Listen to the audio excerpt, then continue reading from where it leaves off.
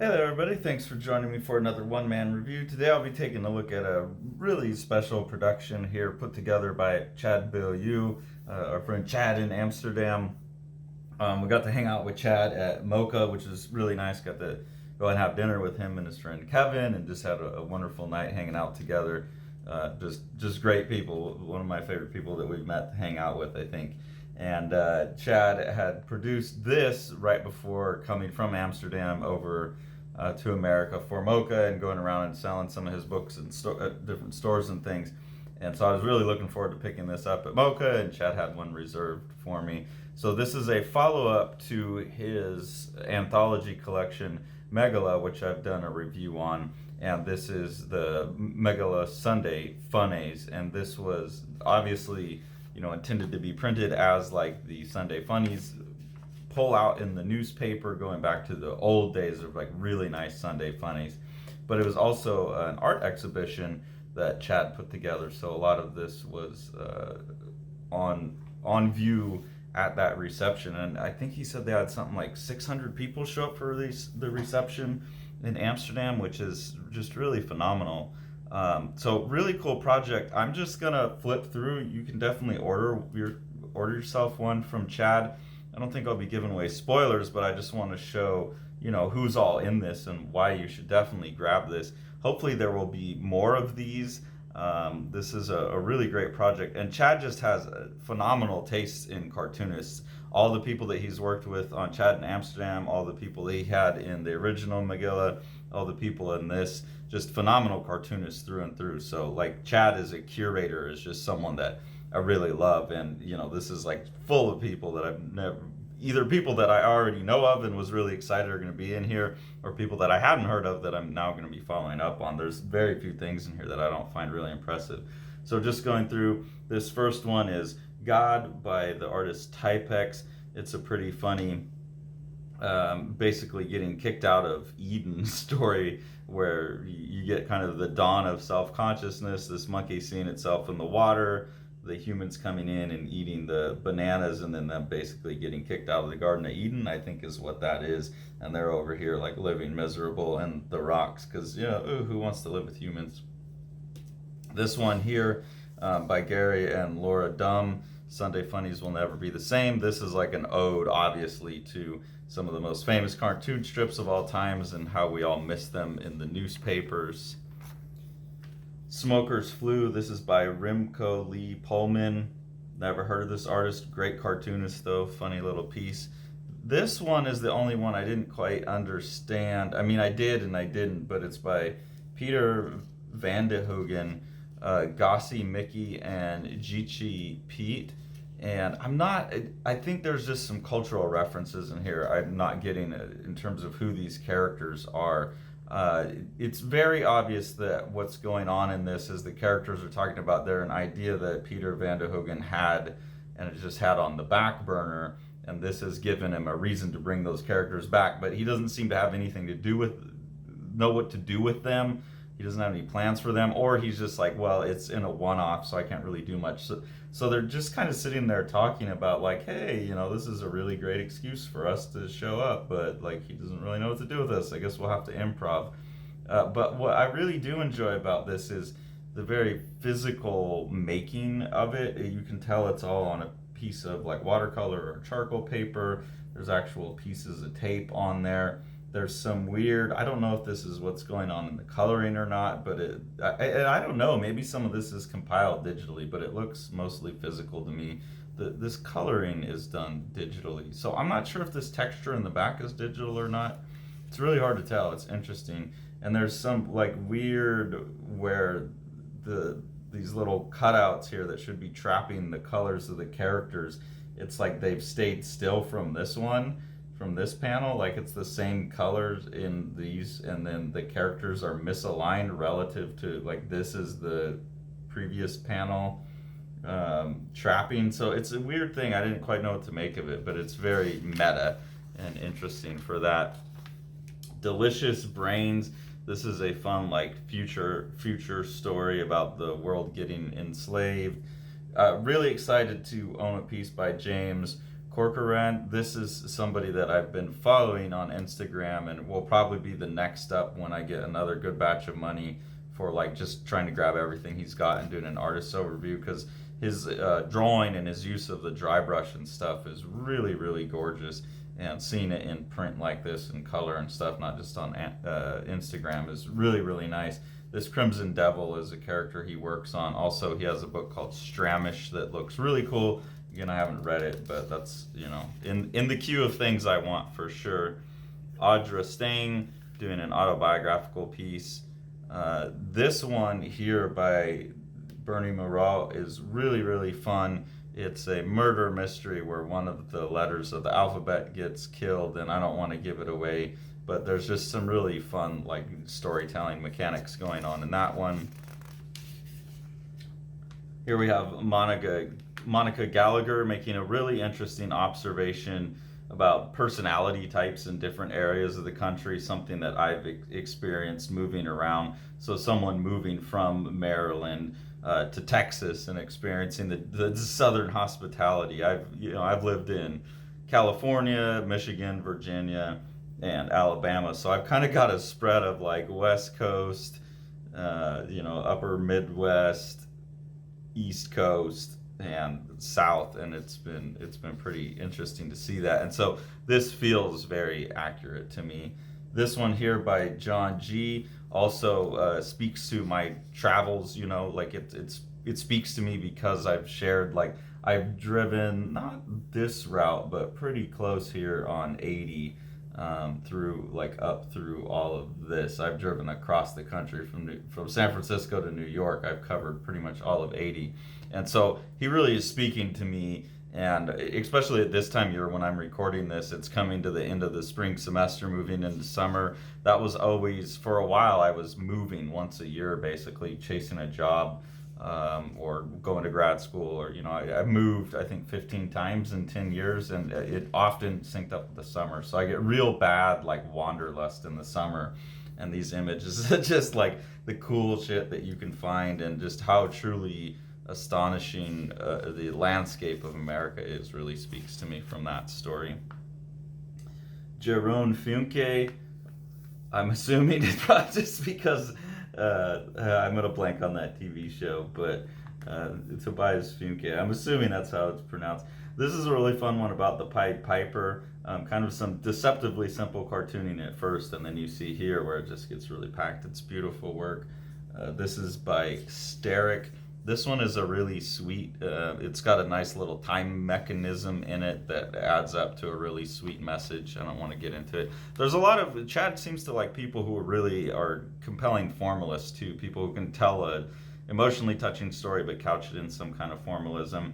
This one I didn't understand. This is by Ryan Heshka, but it's really beautiful to look at. The illustrations are great. It just seems like kind of more surreal. Camhead Chronicles is just like kind of a one-off joke here by artist Dotsy, but again, really nice cartooning, real good coloring. This is George Adegite. This one looks like it's mostly in Dutch with a few little English words in it, but it's good because the storytelling's so clear that I still know that this is pretty much about a guy getting his jacket stolen, or stealing someone's jacket, and then getting made fun of for it being a fake jacket. So it's nice to see that I could like understand that story, that the storytelling's good enough even without the letterings. This is by Boyane One, more of like an illustration broken up to look like a comic, but I did really enjoy that once I looked deeper, like you can see that it's actually not just one illustration, that each one of these is kind of a separate piece. It's just that Boyane One uses a lot of tangents, to shape tangents and stuff, like this curling here. This isn't necessarily the same form, I don't think, as what's down here. It's colored different, there's some different textures on it. These forms don't carry over totally, some of them do.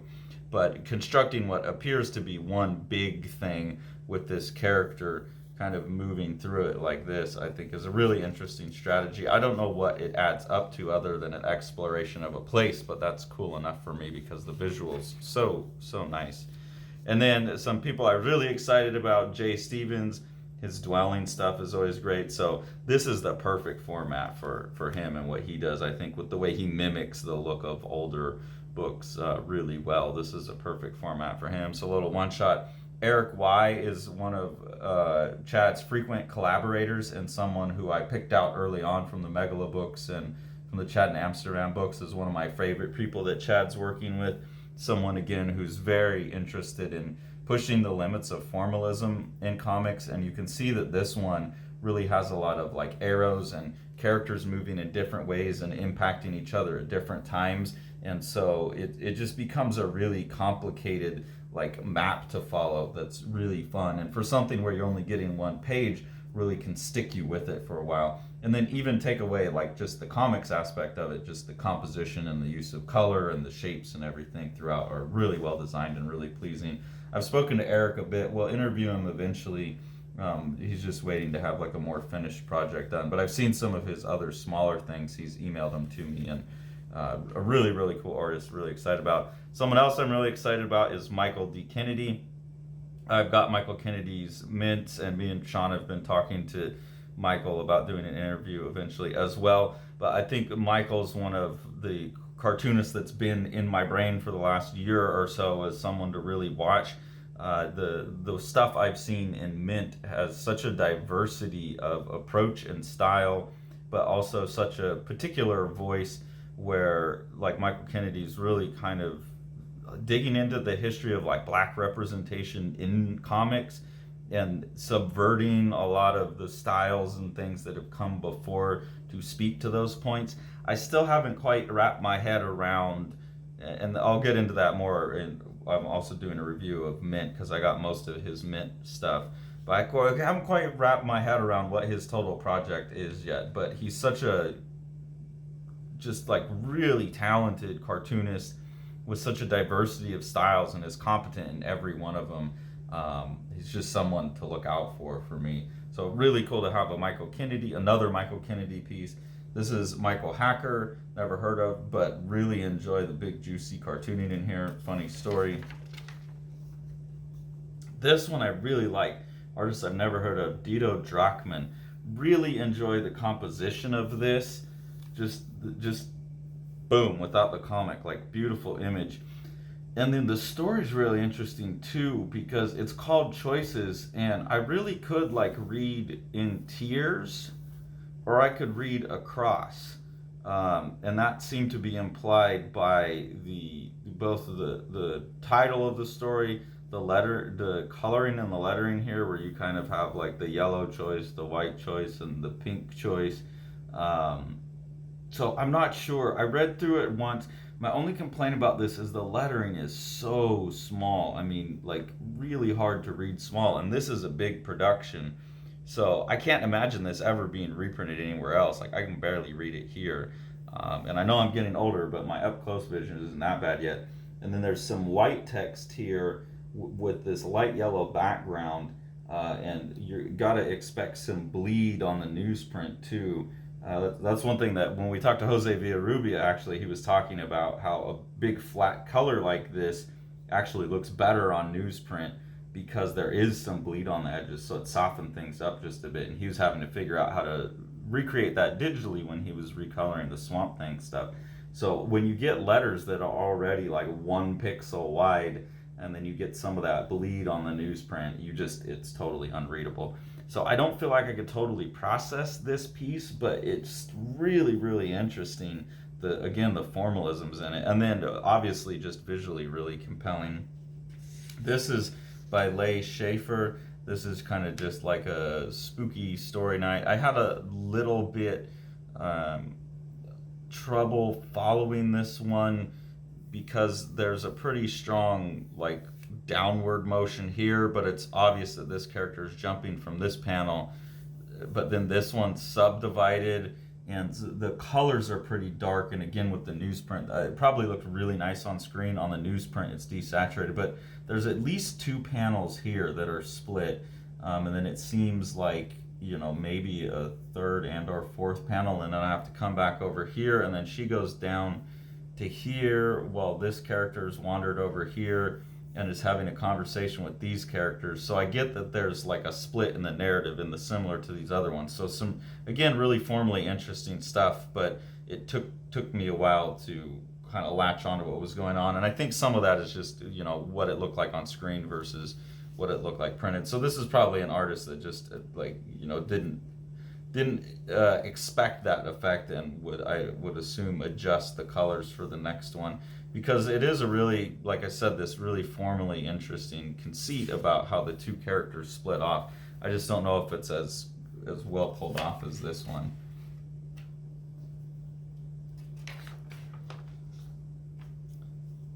This piece here by Schwantz, this is an artist I've never heard of before, but the art in this is phenomenal. I love the style of this luchador. And then again, like, you could probably see it if you pause it, but I don't want to give it away, the story, by describing it. But really great illustrations, and I don't know, maybe it's done digitally, but it looks pretty physical. It looks like airbrush and, you know, gouache or something like that. I'm sure it could be done digitally, but they did good enough digitally that it has like a physical, almost like Garbage Pail Kids quality to it. I really like. Then you get a Rich Tammaso. I know Rich Tammaso is super well loved. I love the look of his cartooning, and again, this is the perfect format for his cartooning. Super big on the newsprint, desaturating those colors a little bit, really the right context. I'll have to say I've never enjoyed Rich Tammaso as a writer. He's someone I keep trying. It's like certain bands. I remember in high school everyone liked Weezer, and eventually I came to like Weezer, but I just had to keep trying, and there's certain bands I've never gotten to like, and they're popular, like David Bowie or the Beatles or two that everyone likes, and I've tried because you're supposed to like him, and I can't. I love Rich Tammaso's cartooning. I try with his writing, and I can't do it. I bought the Black Phoenix collection, actually, the hardcover, for $100 because I love his art so much, and I just couldn't even finish reading it. So I don't know what it is. He's just someone I would really like to see get hooked up with the writer.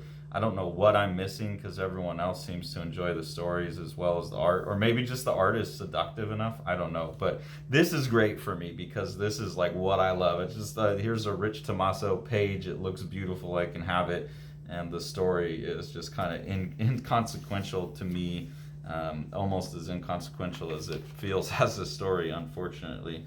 One thing that I really do like about this is also, you know, is you can see the variety of styles and approaches and even stories that are in here, from autobiography to like this, which is a weird kind of like mainstream superhero style look that looks really different from all of these kind of indie approaches in here.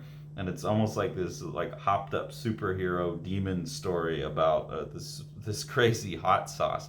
And so the fact that Chad has that diversity of taste is really, really appealing to me. It's someone who just really, really loves comics as much as I do, and loves good comics regardless of where they sit in the industry and where they sit in terms of style. This is another one also that's in Dutch, so I didn't quite totally understand it. But the storytelling is obviously he drank this demonic hot sauce, and that all comes across fine. This is by the Unividuals. Really pretty looking thing. This kind of esoteric little bit about, you know, living in the land, living in sync with the land. Not quite sure what to make of that one. Raeghan Buchanan. This is a really cool. Reminds me of Jim Mahfood or someone that works in a really, you know, like hip hop street style, bringing that into comics. And then the story is about cultural appropriation. So I'm sure that the artists of this would have, if I'm assuming they're black, if they're writing this story, I'm also assuming that they would have something to say to someone like Jim Mahfood about appropriating like hip hop culture and spray paint culture and stuff. But cool looking thing. Francesca's Last Dance by Rachelle Meyer is, I'm assuming, a piece of reporting about a true story from the Holocaust, where a famous actress decides to attack some guards before getting put to the gas, and everyone gets killed, but they knew they were going to get killed anyways. So apparently that's a real story. It's a cool story, well told. Here you get EKS Graphics, who is another one of the people that I immediately pulled out of the MEGILLAH and the Chat with Amsterdam stuff as someone that I find really, really compelling as a comic artist. And this further reinforces that. It's a really well told story through all of these zooms that but they add up to something different than what you expect. This one is really cool as well, by Guy Voorhees. Really amazing art, really interesting style and approach to comics, and then also a really well told story that like had to crack me up. Because this is very much me and Tori in the morning. I'm sure she's gonna edit it, so I apologize, baby, that this is me. But here he is, trying to get up and make his coffee. I don't make coffee, but I'm grumpy and distracted, and my brain doesn't work in the morning. So he's trying to make his coffee, and then his partner's trying to tell him a dream, and he's trying to be nice and like go along with it, but he's also trying to count his coffee and follow her dream, and he can't remember how much scoops he's put in there, and he just turns into an like evil like monster person there. So very relatable, but I really like the style. It's like a strange blend of digital stuff with almost looks like some photography put in there, some 3D rendered elements. I'm not quite sure because the printing on the newsprint diminishes some of the details of that like slick computer style, but I like how it looks. I don't think I would like this as much in like on shiny paper. This is an artist I've never heard of, but really interested in, so I'll be following up on Instagram there. Here's Larie Cook. I got some Larie Cook books from Hank Comics and have done a separate video on that. I don't know which order they'll come out in. Really impressed by these little constrained comic stuff that Larie Cook did, but this one really pushes me over the top on my excitement about this artist, because this is another one of these multi-directional comics. There's like 3 or 4 of these in here. And again, really clever, really amazing piece of comics formalism, where you track like you track a ladybug, this adventurer, and this fish, well actually 4 things, and this snake, and the way that they interrelate to each other through the jungle. And so you get that in these kind of crossword like panels, but you also get all of this interstitial design material that's more open-ended, but still has the bug climbing around and the snake moving around. And so there's almost like a loop to this. You get the toucan too, I guess, which is not as much a part of the story. Well, it dropped something maybe. This is one that like really I could spend a lot of time with. The Larie Cook stuff I saw had been pretty simple cartooning, so to see a really complex page like this, that's kind of what puts me over the top. And the complexity of the formalism too is really interesting. So someone else I need to complete works eventually. James the Stanton, Nartoons, another artist I've followed on Instagram. Haven't had a chance to get any of their work yet, but a really cool piece. So when I saw Nartoons was going to be in this, was really excited about that. Another artist excited to finally own something by. This is by Joost Halbertsma. This one looks kind of just like a throwback to pretty well. You've got the Snoopy thing in there, but then other than that, it looks like Crazy Cat. So it's a weird mix-up. This kind of feels a little Nemo-ish to me. Some of these things. It's a weird mashup. It does say with love and apologies to George Harriman. Yeah, the main thing is Harriman, but it feels a little Snoopy as well. And then just a big Popeye pinup here by Chris Visions.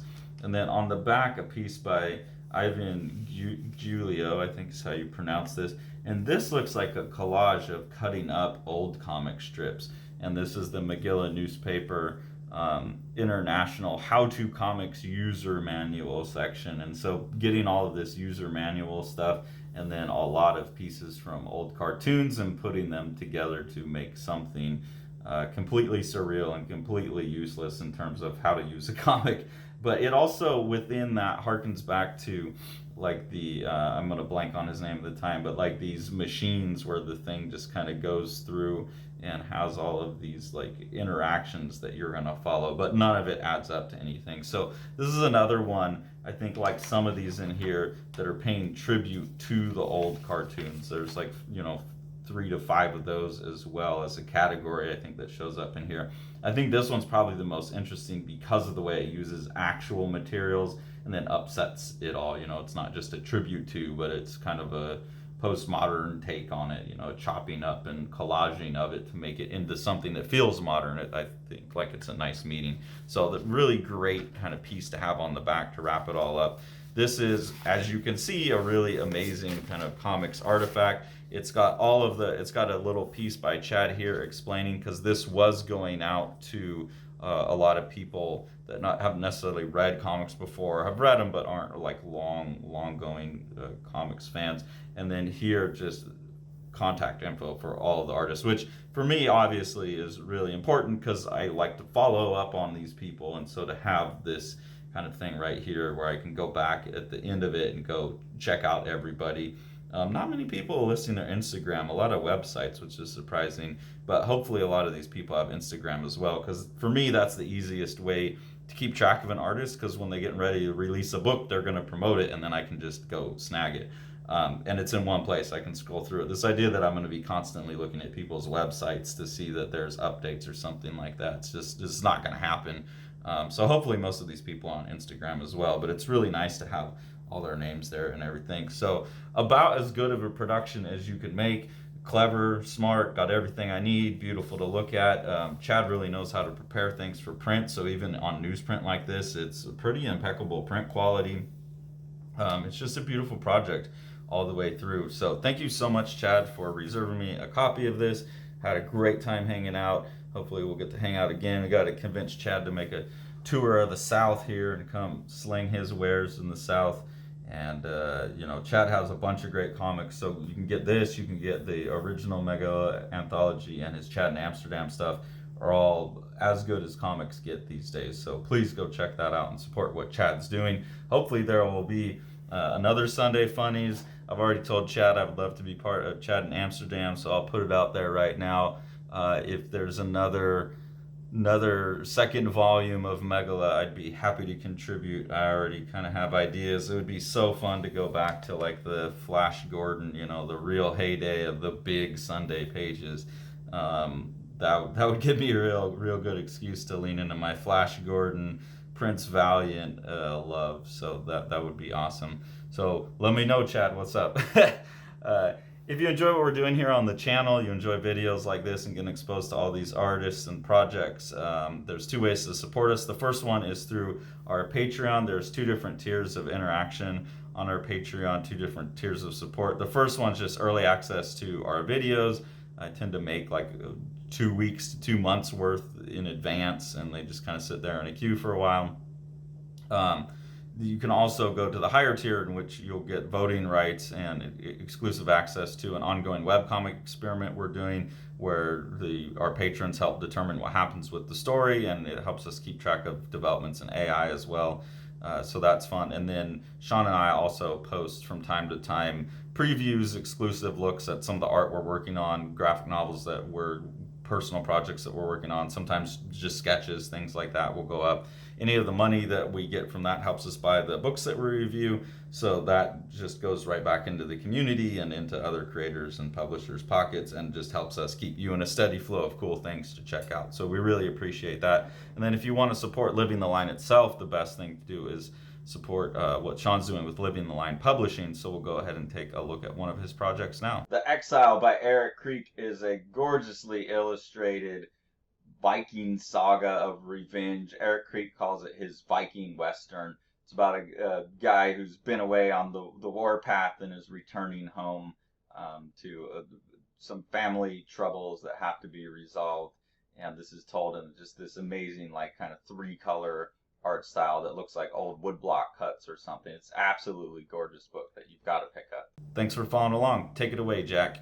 You want to see all these books? Smash that subscribe button and the like button and the bell, and then you get them.